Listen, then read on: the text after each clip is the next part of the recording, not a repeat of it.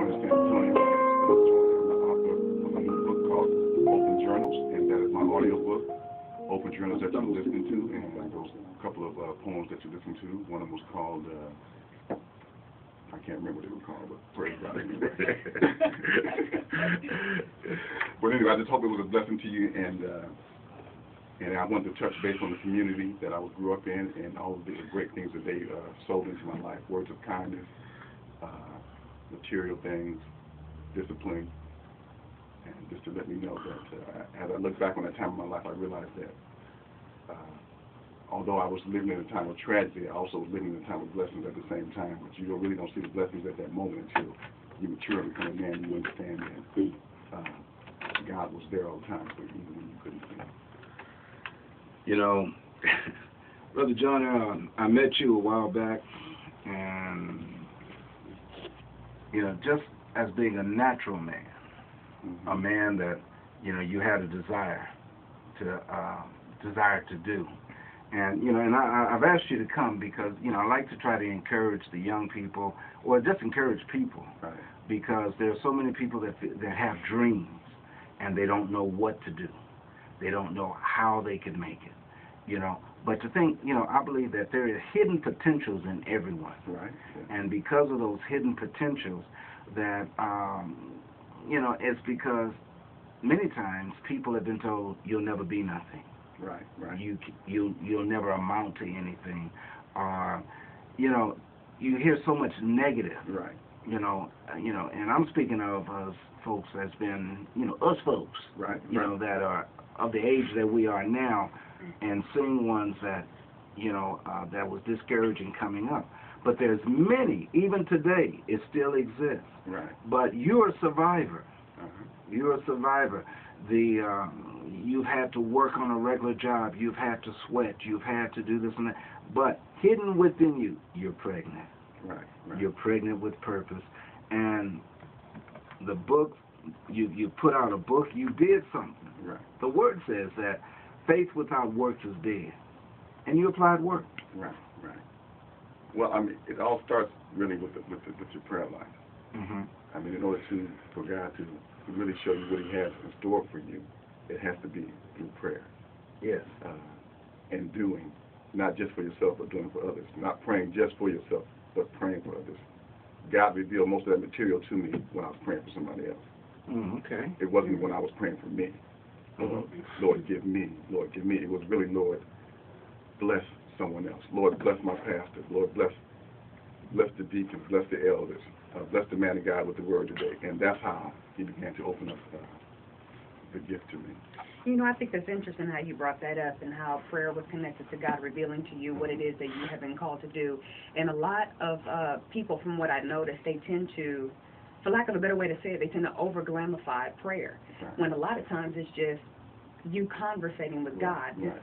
It is what it is. This is real. Right. This is how I feel. And I would like for you to do this. And for me personally, I don't like to pray unless God tells me what to pray. Right. But I have to get into a position to be able to hear what He has to say first. Because you can pray all day long, but if it's not what God wants, right, He's not going to do anything about it anyways. Because it's not what He wants. But I think we need to understand, if you're just real with God and don't pray a prayer that seems like the right Christian thing to pray, well, Lord, can you just bless my house, bless my finances, bless my car, right, because God wants to do more in you than just that. All of that stuff that we tend to ask for, the financials, the food on the table, the clothes on our back, a lot of that is secondary. But He uses those circumstances to develop your character, and right, that's where you're at right now. God has used a lot of these poems and stories in your book to really develop your character, even though it didn't look like it right, at the time. And there was one I wanted to bring up that I saw that was real interesting, and it's called The Last Dance. Is it okay if I can read it? Oh, yeah, go right ahead. Okay, because I wanted you to explain to me what this was. Okay. When I danced with a pimp, my pockets grew ears like a rabbit. That thing I just had to have. One day, I made an approach to get close, and she drew her first blood. I realized this dance of affection was leading me in the wrong direction. Like a slave, I labored for her until I had no clothes to wear. Soap and water became a distant friend. Only my mother's prayers could bring me in. Who's the pimp? Cocaine. Cocaine. Cocaine. Cocaine. So is this a personal experience? This is personal. Oh, go ahead and talk about that right now. I mean, I went through a period of my life where you experiment with drugs. Mm-hmm. And I like to say to all the young people, people say, well, I would never spend my money on drugs.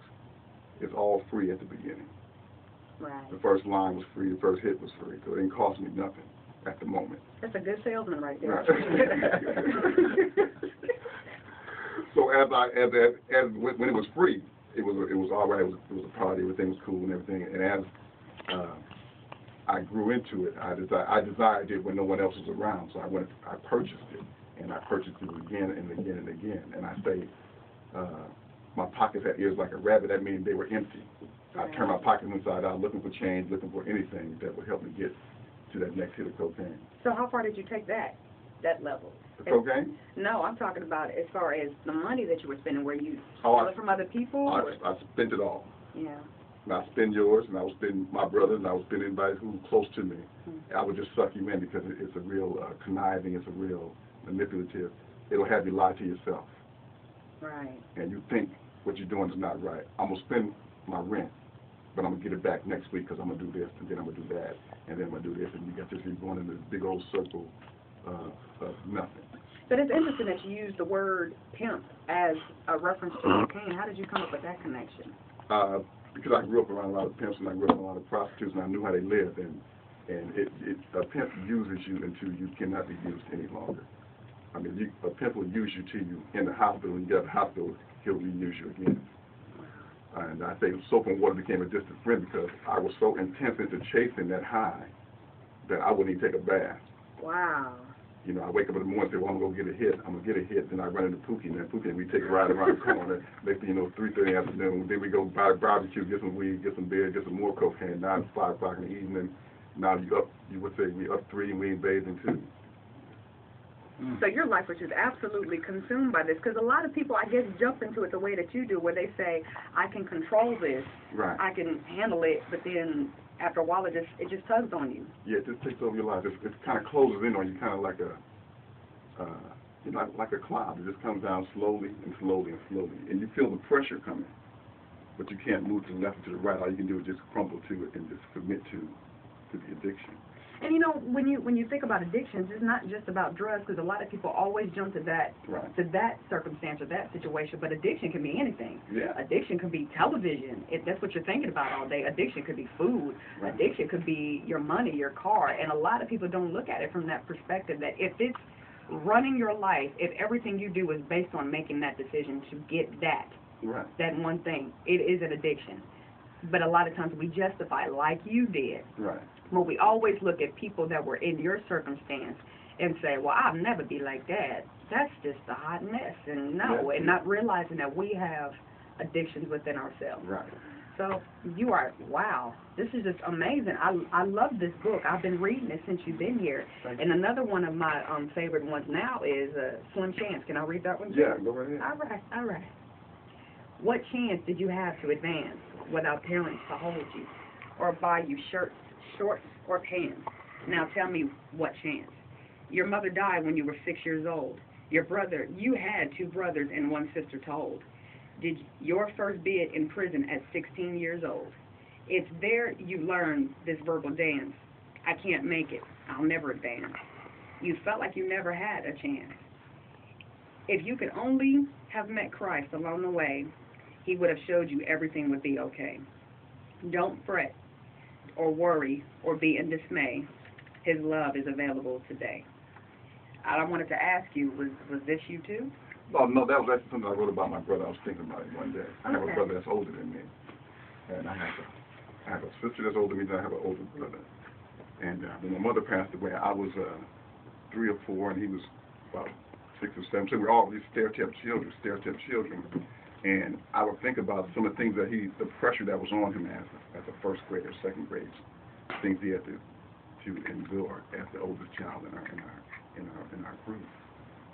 For instance, if we didn't have anything to eat, I mean, he had the responsibility of, okay, I have to go and find us something to eat. And so we would go down to the store and we would do what they call snatching grass. We'd run in the store, we'd grab potato chips, cookies, or whatever, we'd dash out the door and come back. But he had to initiate that. So at a young age, he had to develop the habit of stealing. So as he grew older, he never really broke it out because it was attached to an emotional feeling. Whenever he would feel pressure, whenever he would feel stress, or whenever he felt mistreated, he would steal something. Now, you bring up your mother a lot in this book. Do you mind me asking you, where was your father at in all of this? I never had a relationship with my father, never met my father. And on that note, we will go to our next song, and we will have you come right back to do the second part of the interview.